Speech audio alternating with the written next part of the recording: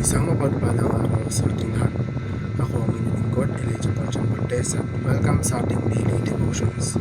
Ang ating verse for the day sa unang Thessalonica, chapter 4, verse 16 to 17. Sinasabi dito, sa araw na iyon ay maririnig ang tinig ng arkanghel at ang tunog ng trompeta ng Diyos, at ang Panginoon mismo ay bababa mula sa langit na sumisigaw. At ang mga namatay na sumasampalataya kay Kristo ay bubuhayin muna.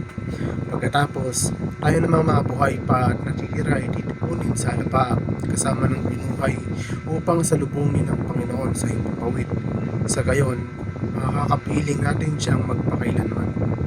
Ang Great Tribulation ay nagmumungkahi na ang mundo ay unti-unting lalala, habang ang Biblia ay nagpapahiwatig din na ang mabuti at masama ay lalago ng magkasabay hanggang sa pagbabalik ni Kristo.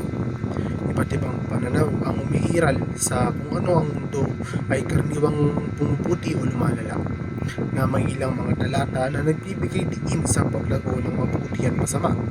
Ang pagtuturo ng pre-tribulation rapture, habang binibigyang diin ang isang hinaharap na malaking kapighatian at ang pagbangon ng Antikristo, ay kadalasang kinukumpara sa pananaw ng Biblia sa mga bansa na sa huli ay bumaling kay Kristo. Ang mundo ay babaling sa Antikristo, ngunit sa huli, ang mga bansa ay tutubusin ni Kristo. Ang Biblia, gayunpaman, ay nagbibigay diin na habang magkakaroon ng isang panahon ng matinding kapighatian at panlilinlang, ang pinakahuling resulta ay ang mga bansang gumaling kay Kristo at nakakaranas ng kaligtasan at kapayapaan. Itinuturo ng pre-tribulation rapture view na ang mga mananampalataya ay lihim na dadalhin sa langit bago ang isang panahon ng kapighatian, habang ang Biblia, ayon sa ilang interpretasyon, ay binibigyang diin ang nakikitang pagbabalik ni Kristo sa lupa sa pagkatapos na kapighatian bilang ang pinagpalang pag-asa.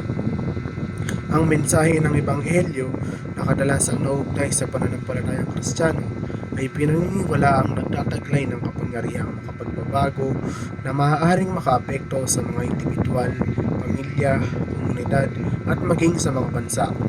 Ang kapangyarihang ito sa pagbabagong anyo ay iniuugnay sa mensahe ng kaligtasan, pag-asa at bagong buhay na matatagpuan kay Jesucristo. Ang dakilang utos, gaya ng nakasaad sa Mateo, ay nananawagan sa paggawa ng mga alagad sa lahat ng mga bansa, na nakikita ng marami bilang isang propesiya na ang lahat ng mga bansa sa huli ay susunod sa Diyos.